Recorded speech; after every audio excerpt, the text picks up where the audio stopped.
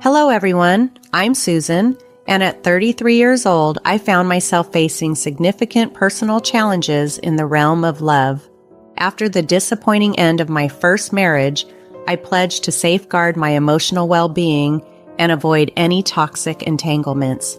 Embracing a path of self-healing and personal growth, I was determined to build a fulfilling relationship that would enrich my spirit. When I met my second husband, he seemed like the perfect partner I had always envisioned. We shared a deep connection, and I believed we were truly destined to be together. However, as our relationship progressed, I encountered an unexpected hurdle. My mother-in-law, Carolyn, her presence became a constant test of my resilience and strength. From the outset, Carolyn tried to wedge herself into our relationship. She scrutinized my every action, critiqued my choices, and even attempted to dictate our decisions as a couple. But I stood firm. Having invested so much in my happiness, I refused to let anyone, even a mother-in-law, disturb the peace I had worked so hard to establish. Drawing from my journey of self-discovery, I confronted Carolyn directly, making it clear that her interference was unwelcome. My resolve was met with resistance. Carolyn was a formidable opponent, challenging my boundaries at every opportunity. Her persistent overreach, including inappropriate comments about joining us on our honeymoon, underscored her lack of respect for our independence. Determined to maintain the boundaries I had set, I decided it was time to teach Carolyn a lesson in respecting limits. It was a necessary step to ensure that she understood the consequences of her actions. Carolyn's behavior was not just a personal annoyance, it was a challenge to the stability of my marriage, and I was ready to protect it at all costs. As I moved forward from my past struggles, I found myself navigating a new challenge, dealing with my overbearing mother-in-law, Carolyn. Carolyn had a peculiar way of showing her affection, often overshadowing our moments with her excessive involvement. During family gatherings, which were usually relaxed backyard barbecues, she'd frequently joke about joining us on our honeymoon to capture beautiful moments of us, or she'd teasingly threaten to take my place next to Stephen. Initially, these comments seemed like harmless fun, and many at the events would dismiss them as just another of her quirky remarks. I, too, initially laughed them off, but her persistent jokes began to hint at a deeper truth. Maybe she wasn't joking at all. The idea seemed absurd. What kind of mother-in-law would seriously consider intruding on her son's honeymoon? But as time passed, I started to realize that perhaps Carolyn was more serious than sane in her suggestions. This realization dawned on me particularly sharply on my wedding day. As I prepared myself in the dressing room, my heart was full of excitement for the life that lay ahead with Stephen. The room was buzzing with the joy and anticipation of the festivities to commence. Suddenly, the door burst open and Carolyn's imposing figure appeared. Her entrance cast a shadow over the festive mood, and I turned to face her, trying to keep my smile intact despite the growing unease. Without missing a beat, Carolyn plunged into conversation. "Susan, I need to talk to you," she began, her gaze intense. "How do you feel about everything? Are you truly happy?" Her question caught me off guard. Of course, I was happy. Overjoyed, in fact. Stephen was the love of my life, and our wedding celebrated our mutual affection and commitment. "Carolyn, I couldn't be happier," I replied, my voice brimming with sincerity. "Stephen and I are thrilled to be starting our lives together." This encounter in the dressing room was just another example of how Carolyn's presence could be both unsettling and oddly direct, challenging the boundaries I had so carefully set. In the whirlwind of joy and anticipation that surrounded our wedding day, I was eagerly looking forward to the honeymoon, a well-deserved break for Stephen and me after months of meticulous planning. However, unbeknownst to me, Carolyn had other ideas, and her true intentions were about to surface under a veil of secrecy. As I adjusted my veil in the reflection of the mirror, Carolyn leaned in closer, her voice dropping to a mischievous whisper. "Actually, about the honeymoon. I've decided to come along. It'll be a surprise for Stephen. Please, let's keep it between us.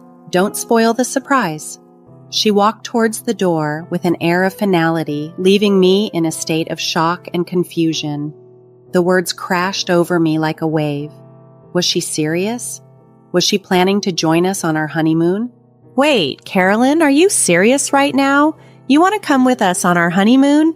I asked, hoping for some clarity or perhaps a reassurance that this was just another of her peculiar jokes. Carolyn's face was a mask of stoic determination mixed with expectation. "Yes, Susan, I've always dreamed of experiencing a romantic getaway like this. I'm his mother, and I've been there for all his milestones. It's important for me to be there. It'll be a bonding experience for all of us." Her words struck me with their audacity.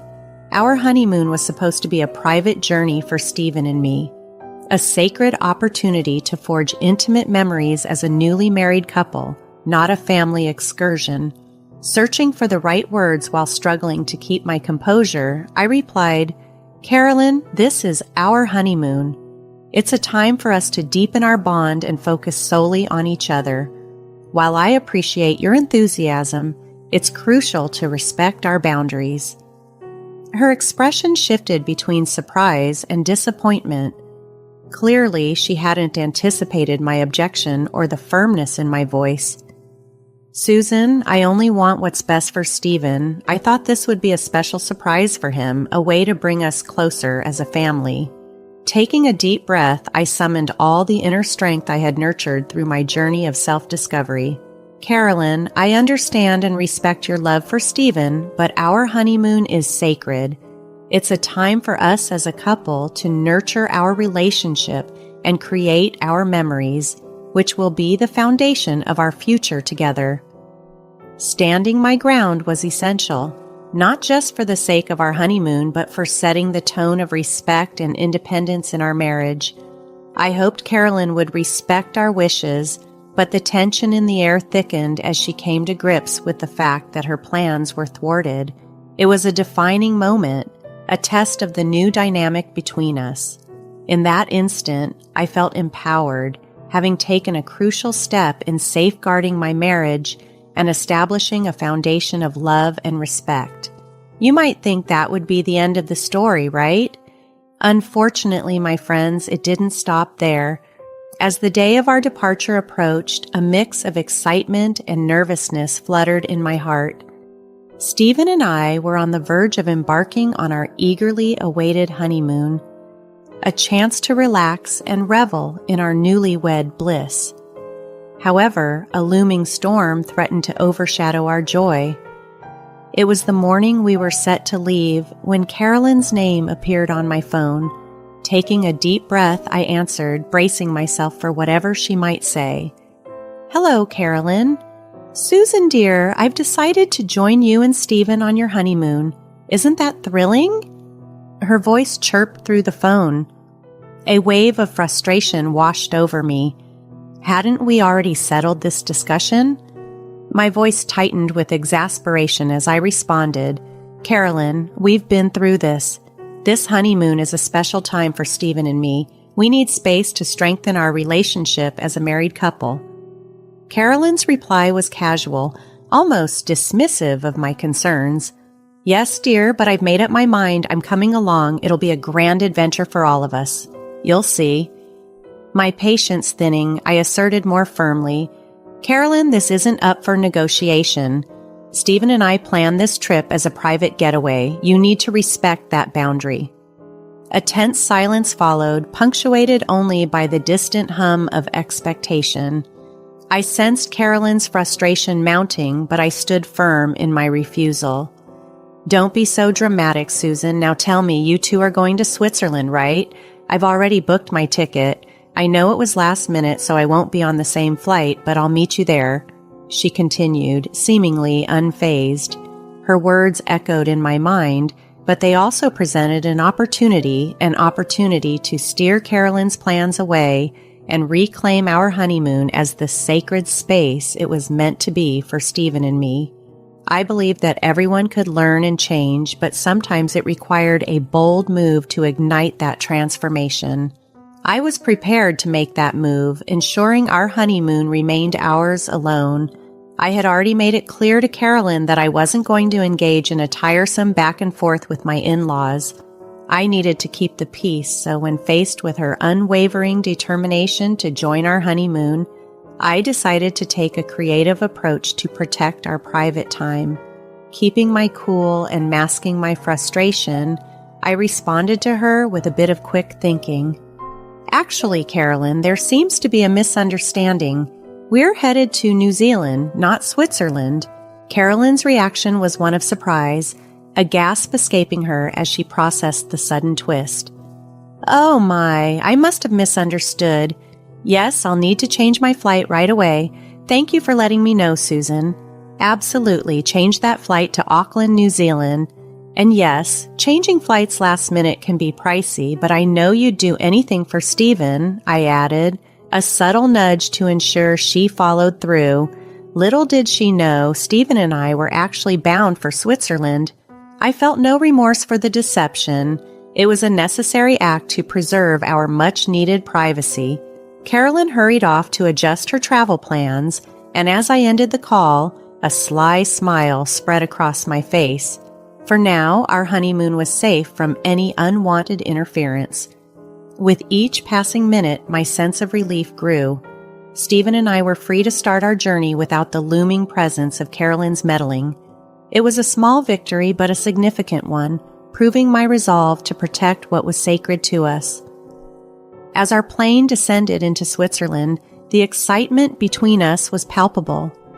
The breathtaking landscapes, historic architecture, and vibrant culture of Switzerland awaited us. Stepping off the plane, Stephen exclaimed in awe, "Susan, look at this view. Can you believe we're actually in Switzerland? It's even more beautiful than I imagined." I know, Stephen. It feels like we've stepped right into a fairy tale. I can't wait to explore everything, I replied, equally enchanted by the setting.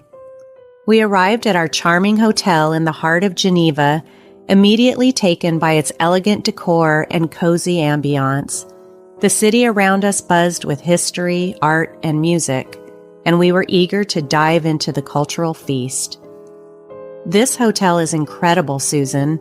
Great choice, Stephen remarked, appreciative of the atmosphere that promised to make our honeymoon memorable. Indeed, we were set to immerse ourselves in the beauty of Geneva, celebrating our new life together in a place as magical as our dreams. I'm really glad you like it, babe. I wanted our stay to be perfect, I responded, thrilled by Stephen's appreciation. As soon as we arrived, our excitement overcame our weariness. Stephen and I walked hand in hand through the enchanting streets of Geneva, absorbing the grandeur of Schönbrunn Palace and savoring delicious confections from the charming local cafes. Stephen, can you believe the beauty of this place? The Alps are breathtaking, I expressed, awestruck by the scenery. I'm blown away, Susan. This is a dream come true. Thank you for planning such an amazing honeymoon, Stephen replied, his eyes glowing with happiness. Exhausted but fulfilled, we returned to our hotel, deciding to continue our adventures after some rest. Stephen headed for the shower just as my phone rang. It was Carolyn. She cheerfully informed me that she was about to board her plane to Auckland. Hey, Carolyn, that's great. I hope you have a safe flight. Oh my gosh, I can't contain my excitement that you're actually joining us in Auckland. We're going to have the most incredible time together at the Oceanfront Hotel.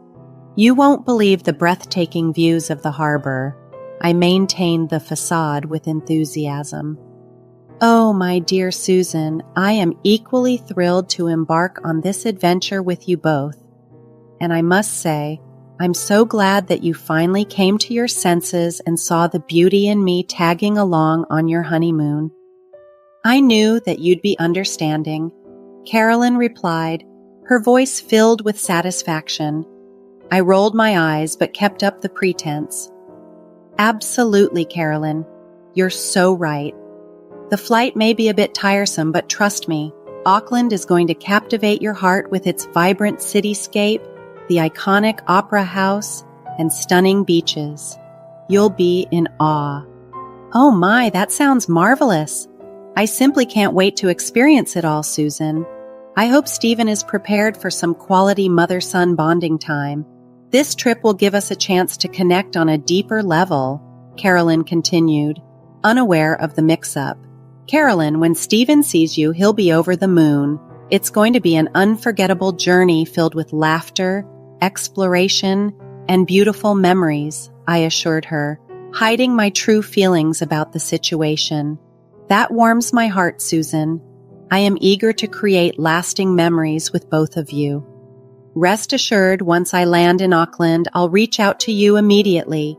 It will be our signal to commence this grand adventure, Carolyn concluded. Perfect, Carolyn. The moment you touch down, give me a call. We'll coordinate our plans, I said, ending the call with a sense of relief, knowing our actual destination remained just between Stephen and me. As I ended the call with Carolyn, a playful twinge of mischief washed over me. The thought of Carolyn discovering that we were actually in Switzerland, not New Zealand, sparked a gleeful anticipation within me. This mix-up, I hoped, would serve as a potent lesson about respecting boundaries and allowing my marriage to Stephen to blossom without her overbearing involvement. The prospect of Carolyn's forthcoming surprise added a layer of excitement to our Switzerland adventure, heightening the joy already bubbling in my spirit. It felt a bit like schadenfreude, but the desire to share an unencumbered journey with Stephen, crafting memories meant just for us, was too enticing. However, as I hung up, a mix of relief and anxiety began to set in. Stephen, emerging from the shower, noticed my distracted state and approached with concern. "What's going on?"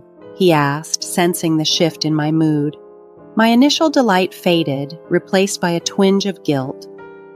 Throughout this entire escapade, I hadn't fully considered how Stephen might feel about the deceptive tactic I employed against his mother. The last thing I wanted was to sow seeds of deceit at the start of our new life together. Taking a deep breath, I decided to come clean. "Stephen, I have to confess something," I began, the words feeling heavy on my tongue. "Is everything okay?" he responded, his brow furrowed in worry. "Not exactly," I admitted. "You know how Carolyn always joked about tagging along on our honeymoon? Well, she was serious about it.